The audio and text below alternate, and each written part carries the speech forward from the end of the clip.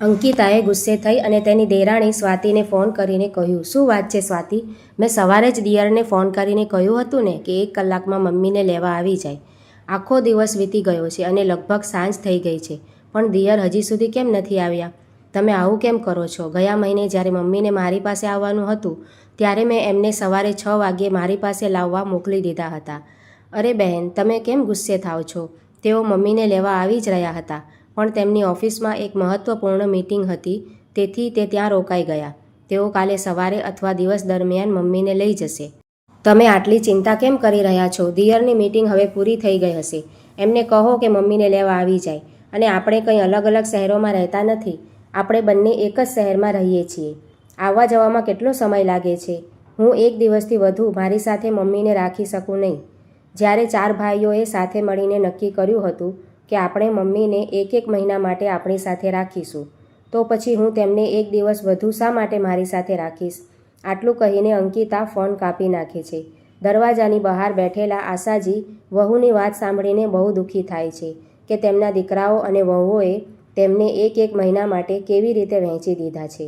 જો હું કોઈપણ વહુ સાથે 1 દિવસ વધુ રહીશ તો તે બોજ અનુભવવા લાગે છે. એટલામાં અંકિતા તેના રૂમમાંથી બહાર આવે છે અને આશાજીને દરવાજા પાસે બેઠેલા જોઈને તે બૂમ પાડે છે અને કહે છે કે તમે મારા દરવાજાની બહાર અહીં કેમ બેઠા છો? એવું લાગે છે કે તમે મારી વાતો સાંભળી રહ્યા હતા. ના વહુ, હું તારી વાતચીત સાંભળી રહી નહોતી.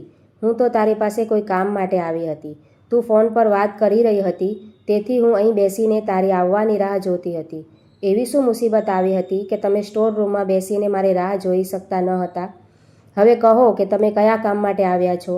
વહુ, તમે મને બપોરનું ભોજન આપ્યું નથી કે મારા ભાગનું ભોજન રાંધ્યું પણ નથી, અને અત્યાર સુધી નાનો દીકરો મને લેવા પણ આવ્યો નથી. મને ખબર નથી કે તે આજે આવશે કે નહીં. મને કંઈક ખાવાનું આપો. મેં ફક્ત સવારે નાસ્તો કર્યો હતો. મને ખૂબ ભૂખ લાગી છે. આખો દિવસ વીતી ગયો તો શું થયું? જો તમે એક ટાઈમ ખાવાનું નહીં ખાઓ તો તમને કંઈ પણ થવાનું નથી, અને તમને જોઈને એવું લાગતું નથી કે તમે ખાવાનું નથી ખાધું. આ લો, તમારા પૌત્રના સ્કૂલ ટિફિનમાં થોડા પાસ્તા બચ્યા છે. આને ચટણી સાથે ખાઓ. અને હું તમારા માટે અલગથી કંઈ પણ રાંધવાની નથી, કારણ કે મેં હમણાં જ સ્વાતિ સાથે ફોન પર વાત કરી છે. 1 કલાકમાં દિયર તમને લેવા આવતા હશે. હવે એમના ઘરે જઈને જ ખાજો. આશાજી ટિફિનમાં બચેલા પાસ્તાને ચટણી સાથે ખાવાનું શરૂ કરે છે. નાનો દીકરો આવ્યો ત્યારે રાતના 9 વાગ્યા હતા. અંકિતાએ એમનો સામાન બેગમાં પેક કરી દીધો હતો. નાનો દીકરો આવતાની સાથે જ આશાજીને વિદાય આપ્યા પછી અંકિતાએ ઊંડો શ્વાસ લીધો. સારું થયું, માથાકૂટ ગઈ. હવે હું 3 મહિના સુધી મારા ઘરમાં આરામથી રહીશ. ખૂબ આશા સાથે આશાજી તેમની બીજી પુત્રવધુ સ્વાતિના ઘરે ગયા. ત્યારે સ્વાતિ તેના દીકરાને રમાડી રહી હતી. તેણે તેના પતિ સાથે થોડી વાત કરી અને પછી તેણે સાસુને કહ્યું, માજી, હું રોહિતને સુવડાવવા જાઉં છું. જો હું તેને સુવડાવીશ નહીં તો તે સવારે વહેલો ઉઠશે નહીં. આશાજી ભીની આંખો સાથે એમની પુત્રવધૂને કહે છે, વહુ, મને પણ તેની સાથે થોડીવાર રમવા દે, પછી તેને સુવડાવી દેજે. માજી, હવે તમે આખો મહિનો મારી સાથે રહેવાના છો, તો પછી રમાડી લેજો. ઉતાવળ શું છે? તમે 1 મહિના માટે ક્યાંય જવાના નથી. આશાજીને ખૂબ ભૂખ લાગી હતી, કારણ કે અંકિતાએ પણ તેને ખાવા માટે કંઈ આપ્યું ન હતું. તેમણે કહ્યું, મને કંઈક ખાવાનું તો આપતી જા. મને ખૂબ ભૂખ લાગી છે. કેમ માજી, તમે અંકિતા દીદીના ઘરે ખાધું નથી? મને તો એમ કે તમે ત્યાં ખાઈને પછી આવશો, તેથી જ મેં અહીં તમારું ખાવાનું બનાવ્યું નથી. જો તમારે અહીં જમવાનું હતું તો તમે એક ફોન કરી શક્યા હોત. અમે બધાએ ખાઈ લીધું છે અને હવે અમારો સૂવાનો સમય થઈ ગયો છે. આશાજી એમની પુત્રવધૂના શબ્દો સાંભળીને સ્તબ્ધ થઈ ગયા કે આજે એમને તેમના પુત્ર અને પુત્રવધૂના ઘરે 4 વાર ભોજન માંગવું પડે છે, અને તેમ છતાં તેમને કોઈ ભોજન મળતું નથી. આશાજીનો તેમના પુત્ર અને પુત્રવધૂ સાથે રહેવાનો અનુભવ ખૂબ જ કડવો હતો. વહુ તેના પુત્રને લઈને તેને સુવડાવવા રૂમમાં ગઈ. એમનો દીકરો પણ તેનો લેપટોપ લઈને કામમાં વ્યસ્ત હતો. તેઓ રસોડામાં ગયા તો ત્યાં બધા વાસણો ધોઈને રાખ્યા હતા. ખાવા માટે કંઈ નહોતું. તેમણે ફ્રીજ ખોલ્યું અને તેમાં થોડી ચોખાની ખીર મળી. આશાજી ખીર ખાય છે અને હોલમાં બેઠેલા તેમના દીકરાને પૂછે છે, દીકરા, મારે કયા રૂમમાં સૂવાનું છે? દીકરો તેની માનો સામાન ઉપરના માળે લઈ જાય છે. નાનો રૂમ આવ્યો જેમાં પહેલેથી જ એટલી બધી વસ્તુઓ હતી કે પગ મૂકવાની જગ્યા નથી. મમ્મી, તમારે આ રૂમમાં સૂવું પડશે. રૂમની હાલત જોઈને આશાજી કહે છે, હું આ રૂમમાં ક્યાં સૂઈશ? તેમાં પગ મૂકવાની પણ જગ્યા નથી. હું મારો સામાન ક્યાં મૂકીશ? મમ્મી, આ બધી વસ્તુઓ એકબીજા ઉપર મૂકી દો. તમારા માટે જગ્યા કરી લો. અને આ સાદડી રાખવામાં આવી છે તેને પાથરી લો. દીકરા, આ રૂમમાં ના તો કોઈ બારી છે કે ના તો કોઈ પંખો. ખૂબ ગરમી છે. હું આ રૂમમાં કેવી રીતે સૂઈશ? નીચે એક ઓરડો ખાલી પડેલો છે, તેમાં એક પંખો પણ છે. ચાલ, હું નીચે રૂમમાં સૂઈ જઈશ. નીચે ઊભેલી સ્વાતિ પણ આશાજીના શબ્દો સાંભળે છે અને કહે છે, ના માજી, મેં તે ઓરડો મારી મમ્મીના ઘરે આવવા માટે રાખ્યો છે. જો હું આ રૂમ તમને આપી દઉં અને પછી મારા મમ્મીના ઘરેથી કોઈ આવે તો હું તેમને ક્યાં સુવડાવીશ? અને પછી તમારે એક દિવસ નથી રોકાવાનું. તમે આખા મહિના માટે આવ્યા છો, તો ઉપરના માળે તમારી વ્યવસ્થા કરો. અને જ્યાં સુધી પંખાની વાત છે, ગઈકાલે ત્યાં એક ટેબલ ફેન પડેલો છે. અમે તેને રિપેર કરાવીશું અને તમારા રૂમમાં લગાવીશું. દીકરો અને પુત્રવધુ તેમના એસી રૂમમાં આરામથી સૂઈ ગયા. પણ આશાજી આખી રાત સૂઈ શક્યા નહીં. તેમણે પોતાની સાદડી ઉપાડીને છત પર પાથરી. છત પર ગરમીથી થોડી રાહત થઈ, પરંતુ મચ્છરોએ કરડીને સૂવા ન દીધું. તેઓ સવારે 5 વાગ્યે નીચે આવી ગયા. તેઓ થોડીવાર શાંતિથી બેઠા, પછી તેમના પુત્રને બોલાવવા લાગ્યા. પુત્ર ગુસ્સે થઈને રૂમમાંથી બહાર આવ્યો અને બૂમો પાડવા લાગ્યો, આ શું રીત છે મમ્મી? મારી સવારની ઊંઘ બગાડી દીધી. કાલથી 7 વાગ્યા પહેલાં નીચે ન આવતા, કારણ કે અમે 7 વાગ્યે ઉઠીએ છીએ. દીકરા, ગામમાં હું હંમેશા 5 વાગે ઉઠું છું, તો હજુ પણ એ જ આદત છે. આ ગામ નથી, મારું ઘર છે. તેથી તમારે અમારા હિસાબથી અહીં રહેવું પડશે. અને તમે એક દિવસ માટે નથી આવ્યા. આશાજી પોતાના દીકરા અને પુત્રવધુ પાસેથી વારંવાર 1 મહિનાની વાત સાંભળીને ખૂબ જ દુઃખી થાય છે. એવું લાગે છે કે તે પોતાના દીકરાના ઘરે એક બોજ બનીને આવ્યા છે. તેઓ જેમ તેમ દિવસો પસાર કરી રહ્યા છે. તેમને બિલકુલ લાગતું નથી કે આ તેમના દીકરાનું ઘર છે. આશાજી પોતાના બધા દીકરાઓના વર્તન જોઈ રહ્યા હતા. તેમણે વચલી વહુનું વર્તન પહેલેથી જ જોયું હતું અને અહીં પણ પરિસ્થિતિ એવી જ છે. જ્યારે જમવાનો સમય થાય છે ત્યારે તેઓ જુએ છે કે એમની વહુએ રાજમા બનાવ્યા હતા અને તેઓ રાજમા ખાય છે તો એમને પેટમાં દુખાવો થાય છે. આશાજીએ તેમની થાળીમાંથી રાજમા કાઢ્યા અને એક વાટકામાં દૂધ લાવ્યા તો વહુએ બૂમ પાડી, આ દૂધ લાવતા પહેલાં તમે કોને પૂછ્યું હતું? શું તમને ખબર છે કે શહેરમાં દૂધ કેટલું મોંઘું છે અને હું ફક્ત મારા દીકરા માટે દૂધ મંગાવું છું? એમ કહીને તેણે દૂધનો વાટકો છીનવી લીધો અને રસોડામાં પાછો મૂકી દીધો. ઈચ્છા ન હોવા છતાં આશાજીને રાજમા ભાત ખાવા પડ્યા. તેમણે ખાધા, પણ તેમને જે ડર હતો તે જ થયું. તેમનું પેટ ખરાબ થઈ ગયું. બીજા દિવસે તે પોતાના દીકરાને કહે છે, દીકરા, મારી તબિયત સારી નથી, મારા માટે દવા લઈ આવ. વહુ ચીડાઈને કહે છે, જો તમે પહેલાંથી જ બીમાર હતા તો તમે તમારી વચલી વહુ અને દીકરા પાસેથી સારવાર કેમ ન કરાવી? હવે અમે તમને અહીં અમારી સાથે પણ રાખીએ અને તમારી સારવાર પણ કરાવીએ. શું તમને ખબર છે કે દરરોજ કેટલા પૈસા ખર્ચાય છે? તમે પોતે કમાતા નથી તો તમને કેવી રીતે ખબર પડશે? પુત્રવધુના શબ્દો સાંભળીને આશાજીની આંખોમાં આંસુ આવી ગયા કે તેમની પોતાની પુત્રવધુ અને દીકરાના ઘરમાં તે દવાની ગોળી માટે તરસી રહ્યા છે. ખૂબ જ મુશ્કેલીથી તેઓ પુત્રના ઘરે 1 મહિનો વિતાવે છે. આગામી મહિનો શરૂ થાય તેના 2 દિવસ પહેલાં બીજા પુત્રનો ફોન આવે છે કે આ મહિને તમે મમ્મીને મારી પાસે ન મોકલતા, કારણ કે રિયાના ભાઈના લગ્ન છે અને અમે બધા લગ્ન માટે જઈ રહ્યા છીએ. અમે પાછા આવીશું ત્યારે તમને ફોન કરીશું. મેં મોટા ભાઈ સાથે વાત કરી છે, ભાઈ અને ભાભી ઘરે છે, તો આ મહિને મમ્મીને તેમના ઘરે છોડી આવો. જ્યારે મોટા દીકરાને આ વાતની ખબર પડે છે ત્યારે તે કહે છે, શું આ કોઈ વાત છે? આ મહિને મમ્મી તારી પાસે આવવાની હતી તો હું તેને મારી પાસે કેવી રીતે બોલાવી શકું? અને ગમે તેમ મારા બાળકોની રજાઓ પણ શરૂ થવાની છે. પાયલ અને બાળકો તેમના મામાના ઘરે જઈ રહ્યા છે. હું હમણાં મમ્મીને મારી પાસે નહીં બોલાવું. જેનો વારો છે તેણે મમ્મીને પોતાની પાસે બોલાવવી જોઈએ. આટલું કહીને દીકરો ફોન કાપી નાખે છે. અહીં ચારેય વહુઓ વચ્ચે ઝઘડો શરૂ થાય છે. બધા એકબીજાને ફોન કરવા અને એકબીજાને કહેવાનું શરૂ કરે છે. વહુ દીકરાનું વર્તન આશાજીથી છુપાયેલું નહોતું. એમના આવા વર્તનથી તે ખૂબ જ દુઃખી થઈને રૂમમાં ઉદાસ થઈને બેઠા બેઠા રડવા લાગે છે. તેઓ તેમના પતિને યાદ કરવા લાગ્યા. તમને ગયાને ફક્ત 2 મહિના થયા છે અને મારું શું હાલ થયું છે? બાળકોએ તેમની માને ફૂટબોલ બનાવી દીધી છે, જેને ન તો લાગણીઓ છે કે ન તો હૃદય. આશાજી જૂની વાતો યાદ કરવા લાગે છે. 4 મહિના પહેલાં સુધી તેઓ તેમના પતિ સાથે ગામમાં ખુશીથી રહેતા હતા. કોઈ પણ વસ્તુની કમી નહોતી. ભલે તેમનું ઘર 2 રૂમનું માટીનું હતું, પરંતુ શહેરમાં દીકરાના ઘર કરતાં વધુ સુખી હતા. આશાજીના પતિ રામલાલજી પાસે ગામમાં જમીન હતી. તેઓ પોતે ખેતી કરતા હતા અને ખેતીના પૈસાથી તેમણે તેમના 4 પુત્રોને શિક્ષણ અપાવ્યું. તેમના સમયમાં બંને પતિ પત્ની ખૂબ મહેનત કરતા હતા, જેથી 4 બાળકોને ગામમાં રહીને ખેતીનું કામ ન કરવું પડે. તેઓ આરામથી ભણી શકે અને તેમની મહેનત રંગ લાવી.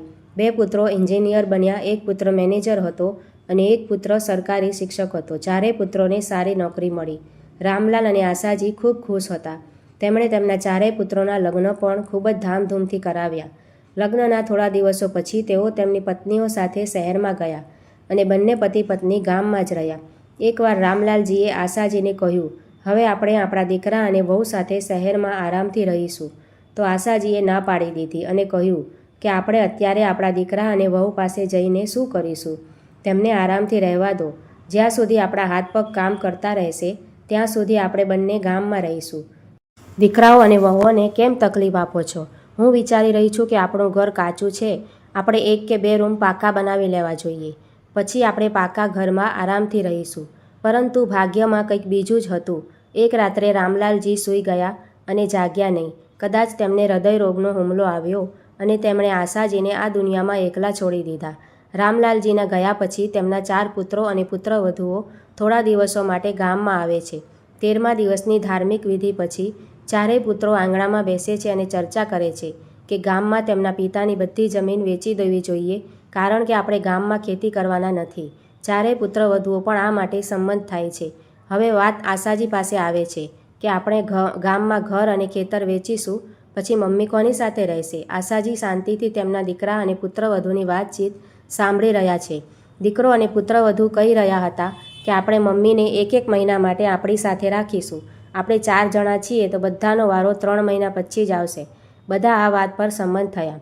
પરંતુ જ્યારે તેઓ જમીન વેચવા જાય છે ત્યારે તેમને ખબર પડે છે કે જતાં પહેલાં પિતાએ મમ્મીના નામે જમીન ટ્રાન્સફર કરી દીધી છે. મમ્મી, પપ્પાએ તમારા નામે જમીન ક્યારે ટ્રાન્સફર કરી અને અમને કહ્યું પણ નહીં? દીકરા, મેં ના પાડી હતી, પણ તારા પિતાએ થોડા દિવસ પહેલાં જ મારા નામે જમીન ટ્રાન્સફર કરી દીધી છે. આ સાંભળીને ચારેય દીકરાઓ ગુસ્સે થાય છે, પણ હવે તેઓ કંઈ કરી શકતા નથી. તેથી બધા નક્કી કરે છે કે દિવાળી પર આવીશું અને જમીન વેચ્યા પછી આપણે 4 ભાઈઓ તેને વહેંચીશું. અને સૌ પ્રથમ આશાજીને તેમના નાના દીકરા અને પુત્રવધુ પોતાની સાથે લઈ ગયા. અત્યારે તે તેમના બીજા દીકરા અને પુત્રવધુના ઘરે છે, જ્યાં તેઓ એક દિવસ ખૂબ મુશ્કેલીથી પસાર કરી રહ્યા છે. આંખોમાંથી વહેતા આંસુઓને થપથપાવીને આશાજી વિચારે છે કે જીવન તો હજુ ખૂબ મોટું છે અને જો મારે દીકરા અને વહુના ઘરમાં આ રીતે જીવવું પડે તો તે નર્કથી ઓછું નથી. ન તો મારી વહુ મને સમયસર ખાવાનું આપે છે અને ન તો ઘરમાં કોઈ મારી સાથે વાત કરે છે. કોઈ મારા દુઃખ વિશે પૂછવા આવતું નથી કે તમને શું તકલીફ છે. હું મારા રૂમમાં એકલી બેસીને આંસુ વહાવતી રહું છું. ત્યાંથી નીચેથી વહુનો અવાજ આવે છે, તમારો સામાન લઈને નીચે આવો. આશાજી પોતાનો સામાન લઈને નીચે આવ્યા અને જોયું કે મોટો દીકરો હજી સુધી તેમને લેવા આવ્યો નથી. તો પછી હું કોની સાથે જઈશ? જો તે નહીં આવે તો આખો મહિનો થઈ ગયો છે. હવે તમારે તેના ઘરે જવું પડશે. તમારા દીકરા રૂમમાં તૈયાર થઈ રહ્યા છે, તે તમને મોટા દીકરાના ઘરે છોડી દેશે. વહુની વાત સાંભળીને આશાજી કંઈ બોલતા નથી. તેમની આંખોમાં આંસુ આવી ગયા. 4 દીકરા અને પુત્રવધુ હોવા છતાં આજે તેમની હાલત શું થઈ ગઈ છે? જ્યારે દીકરાઓનો જન્મ થયો ત્યારે બધા કહેતા હતા કે તમે વૃદ્ધાવસ્થામાં રાજ કરશો. ગમે તેમ કરીને આશાજી નાના દીકરા સાથે મોટા દીકરાના ઘરે પહોંચ્યા, જ્યાં મોટી વહુ તેના માતા પિતાના ઘરે જવાની તૈયારી કરી રહી હતી. બાળકો પણ તૈયાર થઈને ફરતા હતા. તેઓ પહેલાંથી જ જાણતા હતા કે મમ્મી અહીં આવી રહ્યા છે. તેમણે તેમના માટે બહારનો ઓરડો પણ સાફ કરી દીધો હતો. મોટી વહુ કહે છે, મમ્મી, તમારા માટે બહારનો ઓરડો સાફ કરવામાં આવ્યો છે, તમારે તેમાં જ રહેવાનું છે. મોટા દીકરાનું ઘર ખૂબ મોટું હતું, પરંતુ મોટાભાગના રૂમમાં તાળા લાગેલા હતા. દીકરા, તમે ઘરને તાળું કેમ લગાવ્યું છે? માજી, હું મારા મમ્મીના ઘરે જઈ રહી છું એટલે. પણ વહુ, હવે જ્યારે હું ઘરમાં આવી છું તો હું આખા ઘરનું ધ્યાન રાખીશ. વહુ કહે છે, હું તમારા માટે જ ઘરને તાળું મારી રહી છું. આશાજી આ અપમાન ગળી ગયા. થોડીવાર પછી આશાજી રસોડામાં ગયા અને જોયું કે રસોડાની મોટાભાગની વસ્તુઓ પૂરી થઈ ગઈ છે. થોડા ચોખા, લોટ અને દાળ બાકી હતી. વહુ, રસોડામાં મોટાભાગની વસ્તુઓ પૂરી થઈ ગઈ છે. દીકરો અને હું અહીં જ રહીશું. 2 લોકો માટે ભોજન કેમ બનશે? માજી, મેં તેમને કહ્યું છે તેઓ નાસ્તો અને બપોરનું ભોજન ઓફિસ કેન્ટીનમાં જ કરી લેશે. ઘરે એમનું ભોજન બનાવવાની જરૂર નથી. અને જ્યાં સુધી તમારી વાત છે, તમારા માટે થોડા ચોખા, લોટ અને દાળ છે. દાળ રોટલી અને દાળ ભાત બનાવીને ખાઈ લેજો. ફક્ત 10 દિવસની વાત છે, ત્યાર પછી હું આવી જઈશ.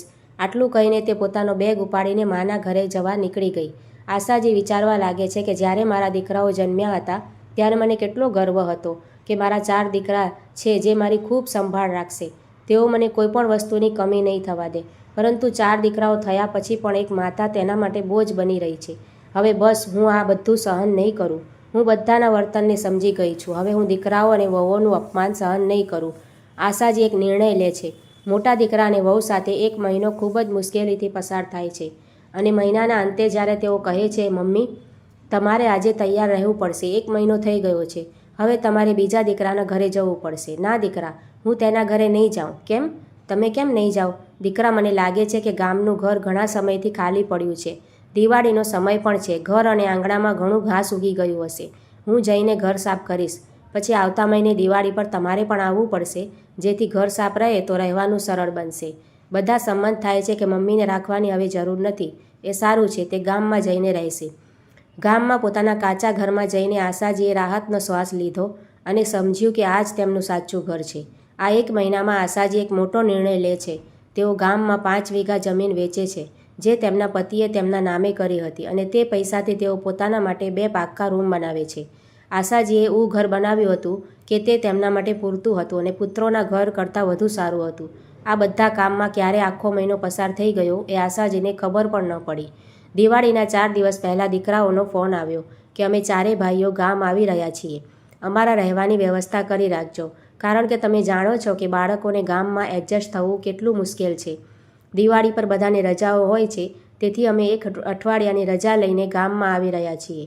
આશાજી કંઈ કહેતા નથી. બીજા દિવસે દીકરા વહુ ગામમાં આવ્યા અને જ્યારે તેમણે પાકા રૂમ બનેલા જોયા ત્યારે બૂમ પાડી અને પૂછ્યું કે આ રૂમ કોણે બનાવ્યા અને તમને આટલા પૈસા ક્યાંથી મળ્યા? જો તમારી પાસે આટલા પૈસા હતા તો તમે તે અમને આપ્યા કેમ નહીં?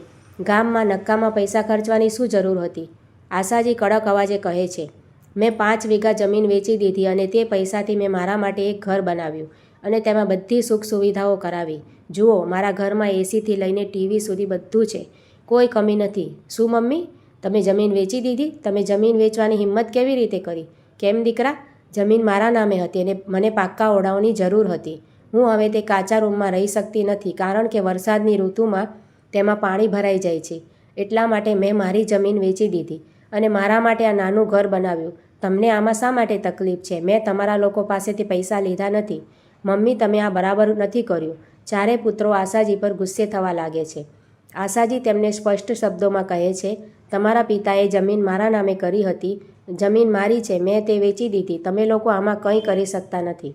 અને તેઓ તેમના રૂમમાં જાય છે.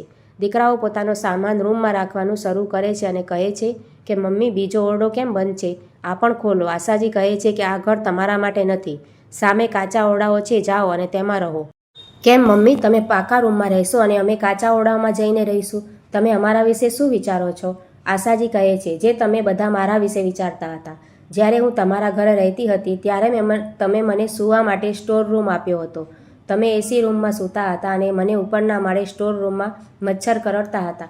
તમે તે સૂવા માટે આપતા હતા. તો આજે જ્યારે તમે લોકો મારા ઘરે આવ્યા છો ત્યારે હું તમને સ્ટોર રૂમ નથી આપી રહી, પણ હું તમને કાચા ઓરડાઓ આપી રહી છું, જે એકદમ સ્વચ્છ છે અને એમાં બેસવા અને સૂવાની જગ્યા છે. જાઓ અને તમારી વસ્તુઓ ત્યાં રાખો. વહુ દીકરા માનું વલણ જોઈને દંગ રહી ગયા, કારણ કે તેમણે પણ તેમની માને તેમના ઘરમાં એ જ રીતે રાખી હતી. આશાજી તેમના નાના રસોડામાં ખાવાનું બનાવતા અને ખાતા હતા. તેમણે તેમના નાના પૌત્રોને પણ બોલાવ્યા. જ્યારે વહુઓ અને પુત્ર તેમની પાસે જમવા આવ્યા ત્યારે આશાજીએ કહ્યું કે તેમણે ફક્ત પોતાના માટે જ રસોઈ કરી છે. તમે લોકો તમારા ખાવાનું ધ્યાન રાખો. કાચા ઓરડાની એક બાજુ ચૂલો છે. જો તમારામાંથી કોઈને ચૂલા પર રસોઈ બનાવતા આવડતું હોય તો તમારા માટે રસોઈ બનાવો. હું તમને બધાને મારા રસોડામાં રસોઈ બનાવવા નહીં દઉં. હવે તેઓ શું કરી શકે? તેઓ પોતાના પિતાની જમીન વેચવા ગામમાં આવ્યા હતા, પરંતુ અહીં તો આવું થયું. તેઓ ખાલી પેટે સૂઈ શક્યા નહીં. કોઈને કોઈ રીતે તેઓ બધાએ પોતાનું પેટ ભર્યું. રાત્રે 4 પુત્રવધુ અને પુત્રોને મચ્છરોએ કરડ્યા અને તેમની હાલત વધુ ખરાબ કરી. એમના વહુ દીકરાને આ રીતે પરેશાન જોઈને એક ક્ષણ માટે આશાજીને લાગ્યું કે તેઓ એમની સાથે સારું નથી કરી રહ્યા, પરંતુ બીજી ક્ષણે એમને લાગ્યું કે મારે કઠોર બનવું જ પડશે. જ્યારે આસપાસના લોકોને ખબર પડે છે કે આશાજીના 4 પુત્રો આવ્યા છે ત્યારે તેઓ તેમને મળવા આવે છે. તેઓ કહે છે કે તમે બધા આવ્યા તે ખૂબ સારું છે. હવે દિવાળી ઉજવ્યા પછી જ જાઓ. તમારી મા સાથે જ તહેવાર ઉજવો, કારણ કે હવે તમારી મા અહીં એકલી રહે છે. આશાજીને સવારે 5 વાગે ઉઠવાની આદત છે. તે સવારે 5 વાગે ઉઠી અને પોતાના ભગવાનને પ્રાર્થના કરવા લાગ્યા.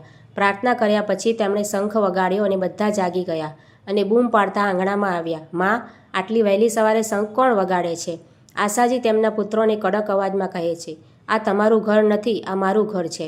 જ્યારે હું તમારા ઘરમાં 5 વાગે જાગી ત્યારે તમે મને ઉઠવાની ના પાડી. પણ મારા ઘરમાં હું મારી ઈચ્છા પ્રમાણે જાગીશ અને મારા ઘરમાં તમારે પણ મારા પ્રમાણે ઉઠવું પડશે. આશાજીના શબ્દો સાંભળીને દીકરાઓ ચૂપ થઈ ગયા, કારણ કે તેમની પાસે તેમની માના પ્રશ્નનો કોઈ જવાબ નહોતો. આશાજી તેમના દીકરાઓને ખૂબ જ કાળજીપૂર્વક પાઠ ભણાવી રહ્યા હતા, કારણ કે છેલ્લા 3 મહિનામાં તેમની વહુ અને દીકરાઓએ તેમને એક રોટલી માટે તરસાવી દીધા હતા. તેઓ દીકરાઓ પાસે આવ્યા અને કહ્યું, એ તો મારા પતિનો આભાર, જેમણે ભવિષ્ય વિશે વિચારીને મારા નામે જમીન કરી દીધી. કમસે કમ હું મારા વૃદ્ધાવસ્થામાં આરામથી જીવી શકીશ, અને જો મારી પાસે પૈસા હશે તે પૈસાથી હું બધી સુખ સુવિધાઓ પણ કરી શકું, અને જો જરૂર પડે તો હું પૈસા આપીને કોઈને પણ મારી સેવા કરાવી શકું છું. માના શબ્દો સાંભળીને દીકરાઓ અને પુત્રવધુઓ ચોંકી ગયા, કારણ કે છેલ્લા 2 દિવસથી તેમની માતાનું બદલાયેલું વર્તન જે તેઓ જોઈ રહ્યા હતા તે તેમના હોશ ઉડાવી દેવા માટે પૂરતું હતું. તેઓ સમજી ગયા કે મા સાથે લડવા કરતાં સાથે રહેવું વધુ સારું છે. માફી માંગીને બધા કહેવા લાગ્યા, મમ્મી, અમને માફ કરો, અમારી સાથે શહેરમાં ચાલો. હવે અમે તમને શહેરમાં ખૂબ સારી રીતે રાખીશું. અમે તમારી સારી સંભાળ રાખીશું. હવે અમે તમને ફરિયાદ કરવાની કોઈ તક નહીં આપીએ. મને શહેરમાં જવાની શું જરૂર છે? મેં ગામને શહેર બનાવ્યું છે. મને કહો કે મારા ઘરમાં શું અભાવ છે, અને તમને લોકો મારી સેવા કરવાની આટલી જ ભાવના છે તો જે પણ દીકરો કે વહુ મારી પાસે આવશે અને 10-15 દિવસ મારી સાથે રહેશે, હું તેને મારી જમીનમાંથી આવતા પૈસાથી થોડી મદદ કરીશ, પણ હું મારા પૈસા કોઈને નહીં આપું. હવે દર મહિને એક યા બીજો દીકરો પોતાના બાળક અને પત્ની સાથે માતાને મળવા ગામમાં આવે છે. તે તેમની રસોઈ બનાવતા અને સેવા આપતા, અને બદલામાં આશાજી તેમની ખેતીમાંથી આવતા પૈસામાંથી થોડી મદદ કરતા. તો મિત્રો, જો તમારી પાસે વૃદ્ધાવસ્થા સુધી કોઈ મિલકત હોય તો તમારે તે મિલકતનો ઉપયોગ તમારા વૃદ્ધાવસ્થાને સારી બનાવવા માટે કરવી જોઈએ. પછી તો દીકરાઓના નામે રહેશે, પરંતુ જ્યાં સુધી તમે જીવતા છો ત્યાં સુધી ગર્વથી જીવો. તો મિત્રો, જો તમને આ વાર્તા ગમી હોય તો ચેનલને સબસ્ક્રાઈબ કરવાનું, વિડીયોને લાઇક કરવાનું ભૂલશો નહીં. ફરી મળીશું એક નવી વાર્તા સાથે. વિડીયો જોવા માટે આભાર છે. Thank you.